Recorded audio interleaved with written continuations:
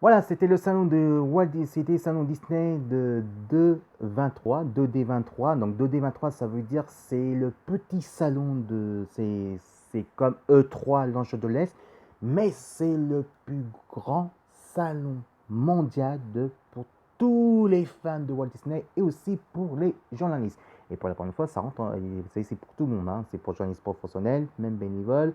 C'est je, enfin, j'ai pas les moyens, mais j'ai un séjour, mais aussi c'est ouvert en grand public et aussi pour youtubeurs. Et ça, c'est pas trop mal si j'ai les moyens, mais on verra. Mais sinon, je peux faire à la maison, il n'y a pas de souci.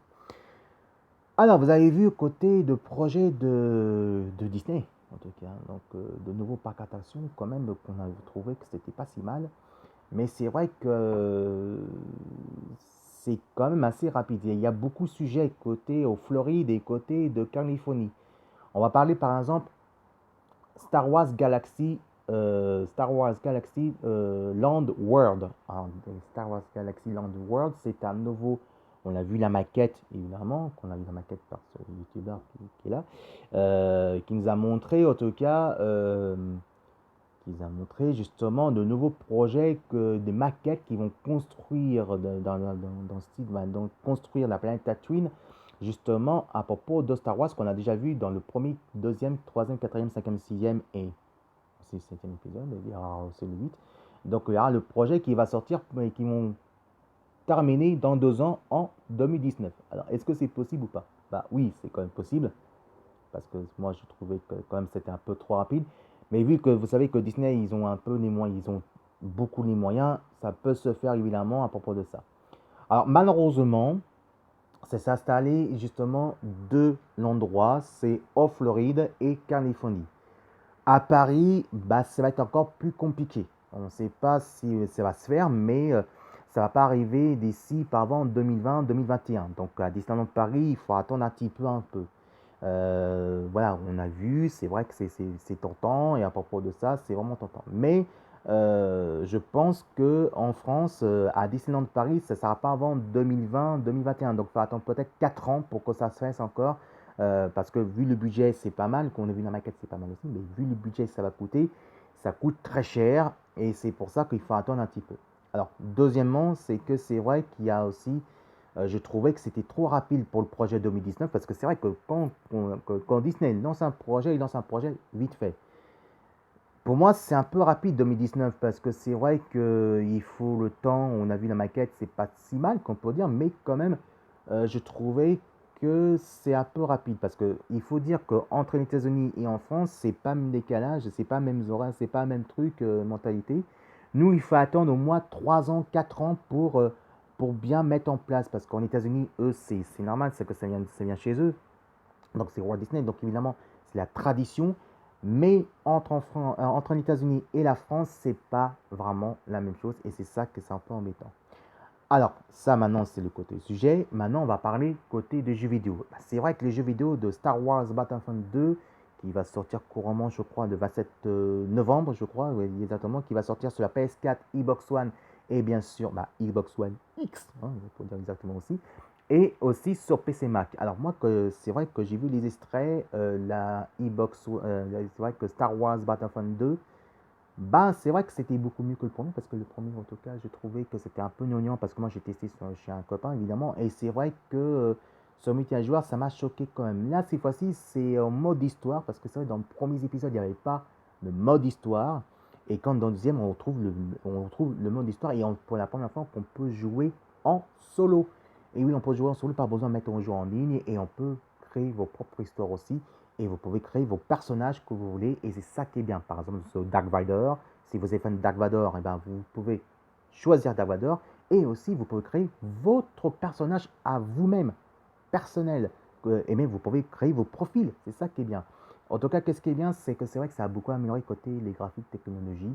On voyait que les images, côté les graphiques 3D, c'est vraiment pas très mal, c'est vraiment très bien à propos de ça. Alors, il faut dire carrément qu'aussi que Walt Disney, quand on fait des jeux vidéo, et des fois Disney font des bons jeux, comme par exemple Star Wars Battlefront, c'est un très bon jeu et ça c'est vraiment très bien. Il y a d'autres jeux qui sont pas trop mal, mais qui sont à faire. Moi, le seul jeu que je me suis rappelé, qui est sorti, oula, fou, ça fait depuis 15 ans ou 20 ans déjà. Oui, excusez-moi à quoi les caméras. Donc, ça fait quand même pas mal de temps. Donc, Ice Monster Company, en tout cas, il est sorti sur la PS2, Xbox, la première Xbox et bien sûr évidemment de la GameCube, Nintendo GameCube en tout cas, c'était un très bon jeu parce que c'était un mini-jeu comme un ballon de prisonnier et ça c'est un très beau souvenir, ça c'est très bien, c'était vraiment génial.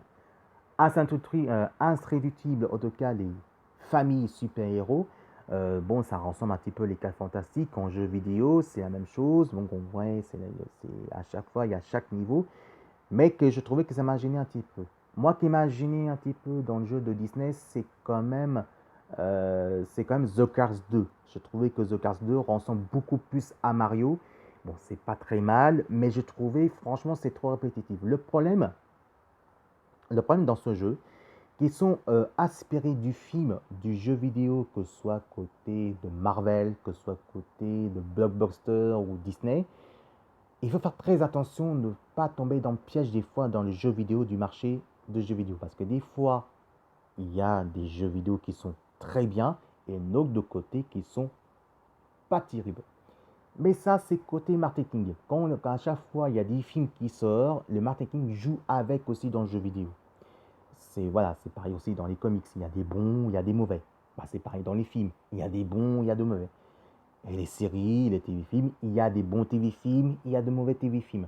Donc, vous voyez, donc, le marketing, c'est un peu ça. Évidemment qu'il faut faire très attention à propos de ça. En tout cas, moi, ce qui m'a beaucoup plu et qui m'a un petit peu gêné, c'est quand même le jeu que je ne sais pas si vous le rappelez, Alice au pays de merveille, qui est sorti sur la Wii, justement. Et puis moi, j'ai testé sur la DSL, que je suis parrainage avec eux. Donc, je ne peux pas dire le nom parce que ça, évidemment, c'est parrainage avec eux que je suis et en temps bénévole. Et donc, c'est pour ça que Alice au Pays des Merveilles, j'ai testé chez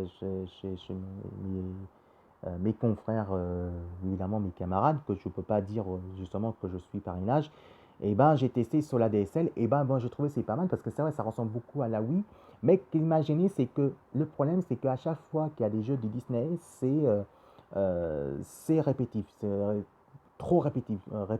C'est pareil comme The Cars 2 qui ressemble largement de côté justement de, de Mario Kart, mais en tout cas, on peut dire que ça ressemble beaucoup à Mario Kart, mais il y a des niveaux d'action où on passe plus d'aventure de Martin, justement, il y a Flash Queen qui fait la course, mais il y a plus de mise en scène de Martin, et c'est ça qui m'imagine un petit peu là-dessus. Voilà à propos que je pense. Si vous aimez ma vidéo, en tout cas, vous marquez Filet Tongmo, vous marquez et vous regardez le cœur de Walt Disney et vous cliquez et vous abonnez. Si vous ne pouvez pas vous abonner sur YouTube, vous pouvez me rejoindre aussi, le même nom, même prénom, même nom, Filet Tongmo. Et vous me trouvez sur Messenger et le magazine sur Messenger s'appelle 100% Disney. Voilà, c'est 100% Disney. Vous me trouvez sur Messenger, vous me voyez et puis je vous ajoute aussi dans l'abonnement. C'est gratuit, c'est sans l'abonnement et vous pouvez discuter avec moi sur Messenger. Allez tout de suite, la bande à Picsou et évidemment des courts-métrages, des vieux dessins animés, de grands classiques de Walt Disney entre Mickey jusqu'à Donald. À tout de suite. Alors, je vais dire à beaucoup plus tard parce qu'après je vais faire ma pause. Donc à plus tard.